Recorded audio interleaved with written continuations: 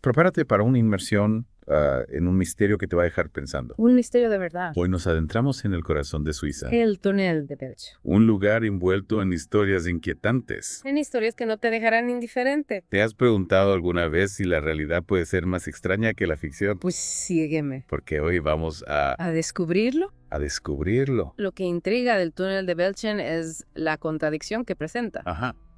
Estamos hablando de un paso antiguo cargado de siglos de leyendas. Ya. Inaugurado en 1966, es una obra moderna de ingeniería Moderna. de más de 3 kilómetros que atraviesa las montañas del Jura, Oh. conectando Eppingen y Hegendorf.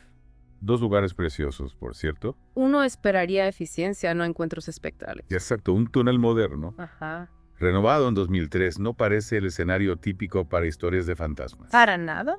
Y sin embargo, Las historias persisten. las historias persisten, la primera aparición documentada. No. Ni siquiera es la famosa mujer de blanco. Cierto, en junio de 1980 se reportó la desaparición de un autoestopista. ¿De un autoestopista? Dentro de un coche en movimiento, imagínate la sorpresa del conductor. Madre mía. Desapareció en plena marcha a gran velocidad. Qué cosa más rara. ¿Verdad? Eso ya es bastante inquietante, pero es solo el preludio a nuestra protagonista espectral, Exacto. la mujer de blanco. ¿Quién es esta misteriosa figura? Se la describe como una aparición fantasmal, Fantasma. vista a menudo haciendo autostop cerca del túnel. Haciendo autostop, un fantasma. Un fantasma haciendo autostop se ha convertido en una leyenda local. Anda. Un escalofrío que recorre la espina dorsal de quienes pasan por el Belchen. Y su historia realmente captó la atención de los medios. Absolutamente. En enero de 1981, el periódico sensacionalista Blick Ah, Blick. publicó un artículo sobre los avistamientos de la mujer de blanco. Ajá. Y la historia se disparó. Se disparó. La policía recibió innumerables llamadas, muchas de ellas lo suficientemente serias como para ser registradas oficialmente. O sea, que no eran solo rumores. No. La gente realmente estaba asustada. ¿Cómo reaccionó la comunidad local a esta creciente leyenda? La historia se integró en la cultura local hasta el punto de que el Belchengespenst, o fantasma de Belchen, se convirtió en un tema del carnaval de martes de carnaval de 1981. Un fantasma como parte de una celebración. Increíble. Eso sí que son disfraces originales.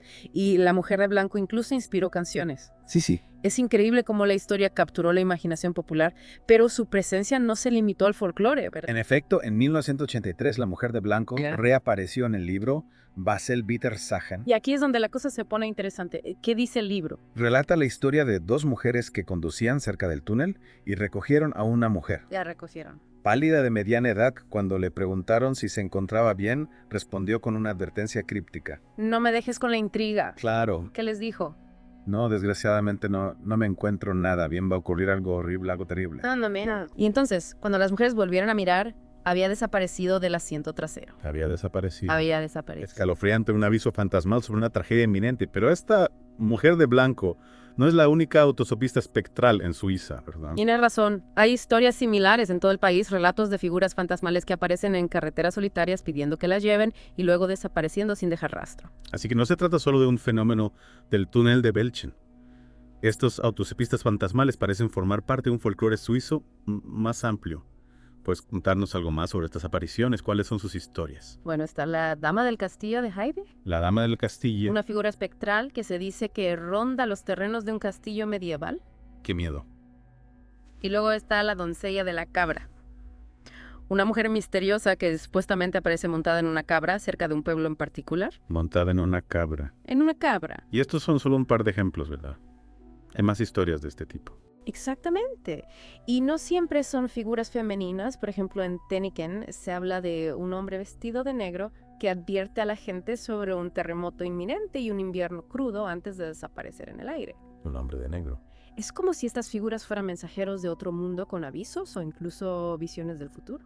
Qué interesante, es una perspectiva interesante. ¿Son estas historias solo folclore o hay algo más? Es una pregunta que ha intrigado a la gente durante siglos. Lo fascinante es cómo esas historias a menudo se centran en espacios de transición, como túneles o cruces de caminos. Ya. Lugares donde el velo entre los mundos podría ser más delgado, al menos en la imaginación popular.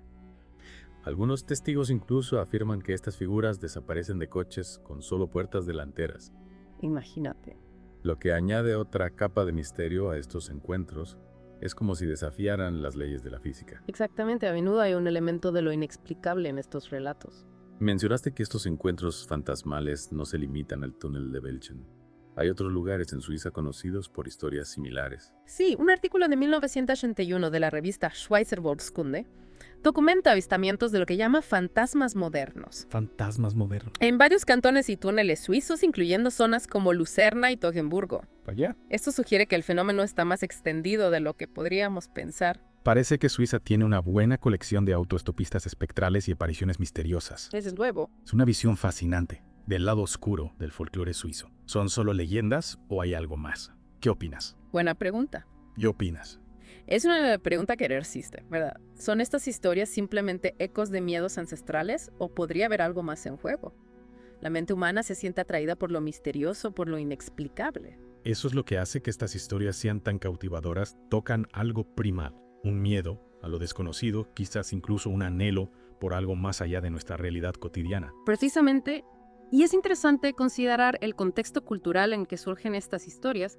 Suiza con sus paisajes dramáticos, su historia impregnada de folclore, su mezcla de modernidad y tradición es casi un caldo de cultivo perfecto para este tipo de relatos. Exacto. Tenemos estos túneles de vanguardia, símbolos del progreso humano que atraviesan montañas antiguas, donde se han contado historias de espíritus y seres sobrenaturales durante siglos. Es como si dos mundos colisionaran. Exactamente. Y esa colisión, esa tensión entre lo racional y lo irracional está en el corazón de estas historias. Nos hace cuestionar qué sabemos realmente sobre el mundo que nos rodea. Hay fuerzas en acción que simplemente no entendemos. Creo que eso es lo que atrae a la gente a estas historias, es la posibilidad de que haya más en la realidad de lo que parece que tal vez estas historias sean algo más que historias, en lugar de simplemente descartarlas como supersticiones. ¿Podría haber algo valioso en explorar por qué persisten en una sociedad moderna como la Suiza? Es una excelente pregunta y no se trata solo de miedo, ¿verdad? También hay una sensación de asombro, una fascinación por la idea de que podríamos vislumbrar algo más allá del velo de nuestra percepción ordinaria. Es como asomarse a un mundo oculto. Un mundo donde las reglas de nuestra realidad cotidiana no se aplican necesariamente. Y estas historias nos dan una muestra de eso, un escalofrío de lo desconocido. ¿Crees que esta fascinación por lo sobrenatural podría ser una forma de reconectar con una parte de nosotros mismos que hemos perdido en la era de la tecnología y la razón? Es una posibilidad intrigante. Tal vez estas historias nos recuerdan que hay más en la vida que lo que podemos explicar y controlar, que hay misterios que permanecen incluso en un mundo que parece cada vez más definido por la lógica y la racionalidad. Eso me lleva a otra pregunta. Si estos autoestopistas espectrales son algo más que producto de la imaginación, ¿por qué elegirían manifestarse de esta manera? ¿Por qué aparecer como figuras perdidas que necesitan ayuda? Es una pregunta fascinante. Quizás esta forma de aparición les permite conectar con nosotros en un nivel emocional, despertando nuestra compasión o curiosidad. O tal vez hay algo en la naturaleza misma de los viajes de la transición de un lugar a otro que facilita este tipo de encuentros. Es como si la carretera, especialmente en lugares aislados como los pasos de montaña o los túneles, se convirtiera en un punto de encuentro entre nuestro mundo y el suyo. Precisamente, y no podemos ignorar la carga simbólica de los túneles que a menudo representan un viaje a través de lo desconocido, una frontera entre la luz y la oscuridad. Y hablando de oscuridad, mencionaste que no todas estas apariciones son figuras femeninas. El hombre vestido de negro que predice desastres naturales, por ejemplo, añade una capa más siniestra al folclore. ¿Crees que estas figuras masculinas representan una amenaza diferente a las femeninas? Es interesante observar esa diferencia, ¿verdad? Mientras que las figuras femeninas a menudo se asocian con advertencias o lamentos, las masculinas parecen estar más conectadas con la profecía y el destino. Como si fueran heraldos de un cambio inevitable, ya sea positivo o negativo. Exactamente, y esa ambigüedad, esa incertidumbre sobre sus intenciones es lo que las hace aún más inquietantes. Es como si nos desafiaran a confrontar no solo nuestros miedos, sino también nuestra propia mortalidad, nuestra vulnerabilidad ante fuerzas que no podemos controlar. Y quizás en esa confrontación encontremos una nueva comprensión de nosotros mismos y del mundo que nos rodea. ¿Y qué hay de la persistencia de estas historias en la era moderna? ¿Por qué, a pesar de los avances científicos y tecnológicos, seguimos sintiendo fascinación por lo sobrenatural? Es un enigma fascinante, ¿verdad? A pesar de nuestra obsesión por la lógica y el control, una parte de nosotros sigue anhelando lo inexplicable. Y estas historias, en lugar de desaparecer con la modernidad, parecen cobrar nueva vida. ¿Por qué crees que sucede eso? Quizás sea una reacción a la creciente complejidad del mundo. Ante tanta información y tecnología, buscamos respuestas en lo ancestral.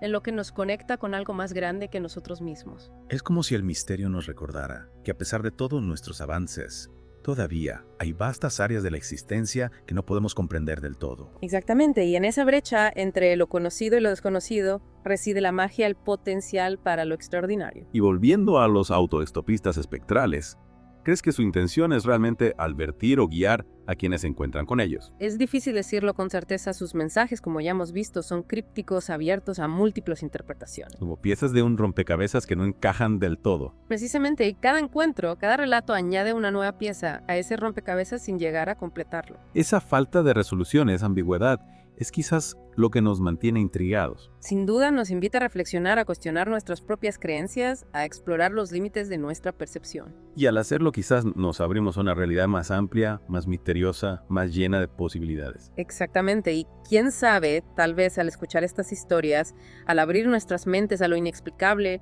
nos acercamos un poco más a comprender el enigma de nuestra propia existencia. Entonces, ¿deberíamos tomar estos relatos como advertencias literales o como metáforas de algo más profundo? Creo que la respuesta depende de cada individuo. Lo importante es no desecharlos simplemente como supersticiones, sino intentar comprender qué nos revelan sobre nosotros mismos, sobre nuestros miedos, nuestras esperanzas y nuestra búsqueda incesante de significado. Es como si estas historias transmitidas de generación en generación fueran un eco de la necesidad humana de conectar con lo invisible, con lo que se escapa a nuestra comprensión. Y quizás al prestar atención a esos ecos podamos descubrir algo esencial sobre nuestra propia naturaleza. Pues con esa idea tan sugerente, creo que es un buen momento para dejar que nuestros oyentes reflexionen sobre todo lo que hemos conversado. De acuerdo, esperemos que esta inmersión en el mundo de los autoestopistas espectrales haya despertado su curiosidad y les invita a seguir explorando los misterios que nos rodean. Gracias por acompañarnos en esta fascinante aventura. Hasta la próxima inmersión. Adiós y que los caminos, ya sean reales o imaginarios, les guíen hacia descubrimientos inesperados.